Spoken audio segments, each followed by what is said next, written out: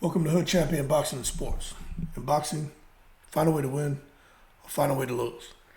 So this weekend was very interesting. There's a lot of people who are commenting about Tyson Fury and the Ngannou fight. Opinions are split on whether Fury lost the fight, won the fight. A lot of people feel that Fury collected himself after the knockdown in round 3 and was using a very smart jab and kind of outworking Ngannou. However, there are a lot of people who still feel that Ngannou did more than enough to get the nod, especially with the knockdown. But I gotta be I gotta be real, right? Well, I have my issues with Tyson Fury, okay? But at the same time, when I look at this, I'm like, Tyson Fury is one of the few fighters who would, no kidding, seems like he'll get in the ring with anybody. And I don't want to hear anybody saying, oh, well, screw you, head champion. He's not going to fight Usyk. Look, they signed a contract to fight. Fury and Usyk are going to fight. When? I don't know now, because Fury underestimated Ngannou, and he ended up getting, touched up more than what anyone would have expected. And Fury's hurt. He's really hurt, not just from the humiliation. I mean, physically, Tyson Fury took damage. But what I want to point out, right, is Tyson Fury, no kidding, will fight anyone. He really is from that DNA. But I'm going to ask the question, with the kind of money he's making, right? If they gave that kind of money to other heavyweight fighters, and let's just say that money existed across all weight divisions, do you think all fighters will get in the ring and face anyone they put in front of them if they were making the kind of money that Tyson Fury is making? Because I want to give Tyson Fury credit for getting in the ring and facing, monstrous punchers. You know what I'm saying? But at the same time, I'm like, well, he's not doing it for free. And I get it. This is prize fighting. You have to fight for a prize. But if other fighters, right, were making the kind of money and had the kind of team and supporting cast that Tyson Fury has, because he has a machine behind him, right? What other fighters get out there and risk humiliation, risk their undefeated record, risk being knocked out? Forget knocked down, being knocked out. If they were compensated properly. And I would tend to say, because of the compensation Tyson Fury receives, I don't know if I would say Tyson Fury is a special fighter, because he's making the kind of money to where it's impossible to say no. I tell you what, if Deontay Wilder, I don't know about AJ though.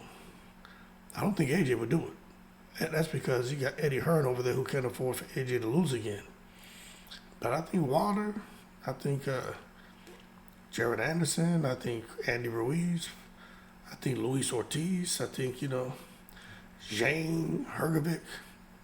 You don't even have to give them guys that much money that Tyson Fury is making. You give them like 50% of that.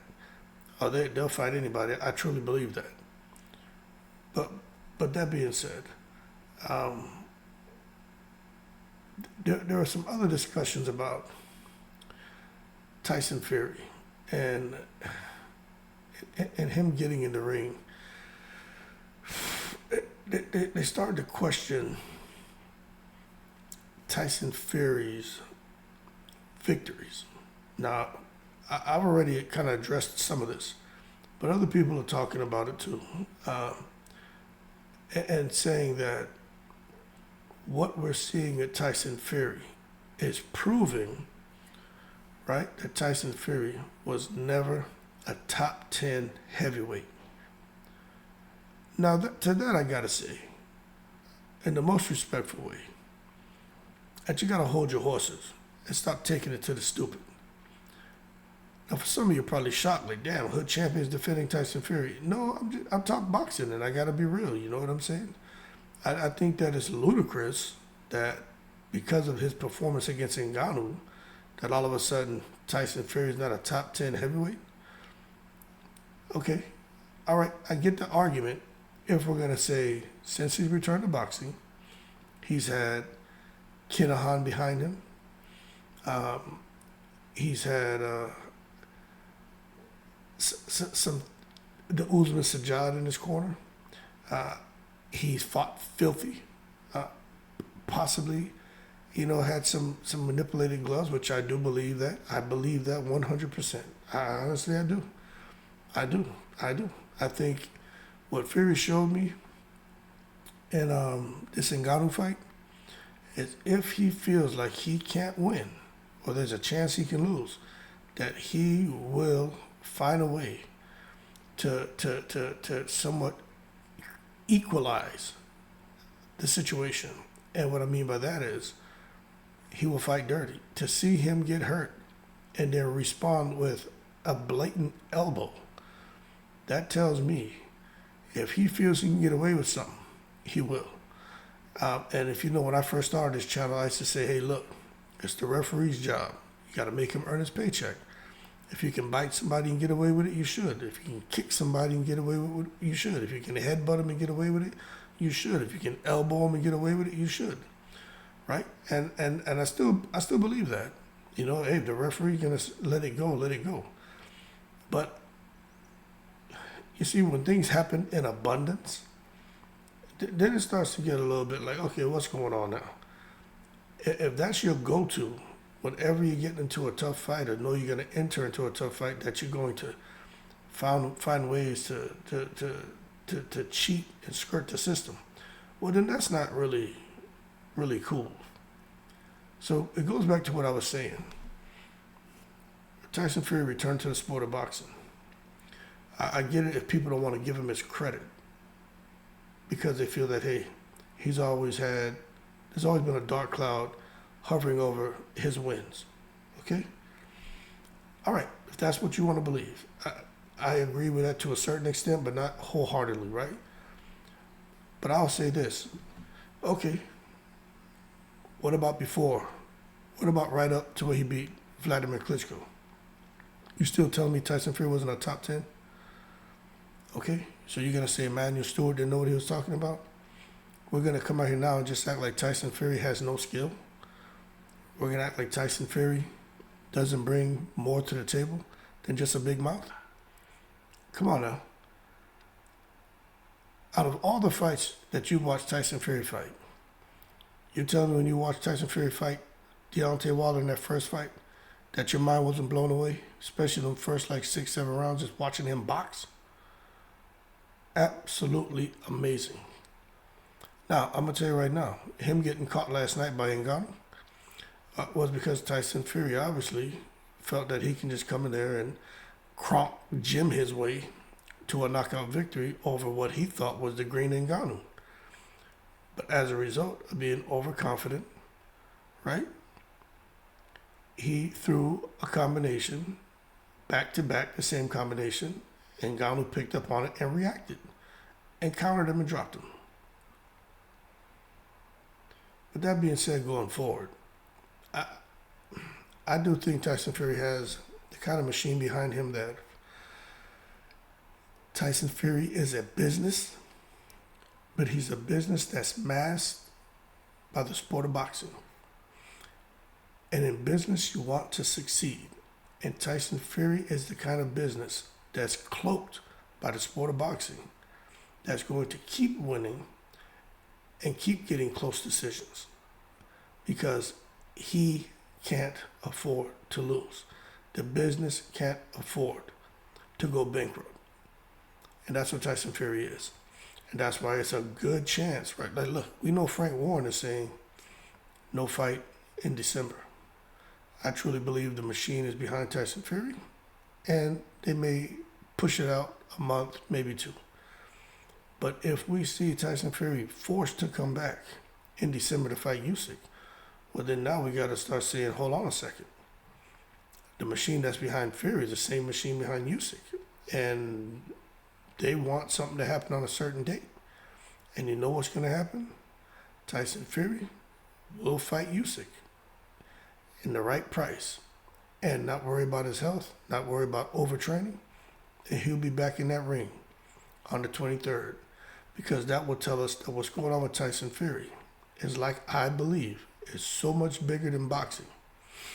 We're leading you, Tyson Fury, like what was told to him. We're going to lead you to unimaginable wealth in the top of the boxing world. Heavyweight champion, right? He's been led to the top of the heavyweight division, to the top of boxing. He's been led there. Okay? And they want to keep him there. And they want to make sure the results for the Tyson Fury win over Ngannou, that benefits the Kingdom of Saudi Arabia. And the thing now is to take that momentum and roll it into a fight with Usyk. Get Tyson Fury to win that fight, which a lot of people feel Tyson Fury stands no chance to defeat Ngannou. I mean, to defeat Usyk. They feel Usyk will just slap him all around and get an easy decision. Some feel that Usyk will KO Fury. What I know is this: is that Tyson Fury is going to have to fight Usyk. When, I don't know, but I wouldn't be surprised if he's forced to fight him on the 23rd. Because the results are what the Saudis are concerned with. We're putting up money. You need to do what we tell you. And we need these results to benefit our kingdom. Now that he got this win, some say that they gave him the win. End of this year, you need to come in here and you're going to give us the biggest fight of what some people are saying in the history of boxing, which I don't believe that. But if you're talking about all the bells and whistles that come with a heavyweight undisputed distinction, first time in the four-belt era, I mean, and you look at all the money and everything that's going to come behind it, it probably will be the biggest event ever in the sport of boxing, just because of all the money and the showmanship and everything else that's going to come with that event. But Fury versus Usyk is not the biggest boxing match ever in the sport of boxing. So, I mean, not in my opinion, not to me anyway. But that being said, Fury is a business that's jacketed by the sport of boxing. And that is what we're seeing. Now, what's going to happen going forward? Hey, if he loses, well, I'll tell you what, that means a decision's been made to now make whoever ends up being the victor, make them the business, and they'll be jacketed by the sport of boxing. And they'll go on to do great things like Tyson Fury has, and they'll be led to the top of the heavyweight division, and they'll keep them there until they find someone else to make into their business, and they'll jacket them with the sport of boxing. That being said, y'all keep cool. No matter what we think about Fury, he'll get in there and he'll fight anybody. That's true. But at the same time, look at how he's being compensated. Kind of hard to say no when you go and strike a deal to make 70 million, 60, 70, 80 million. Crazy for that short period of time.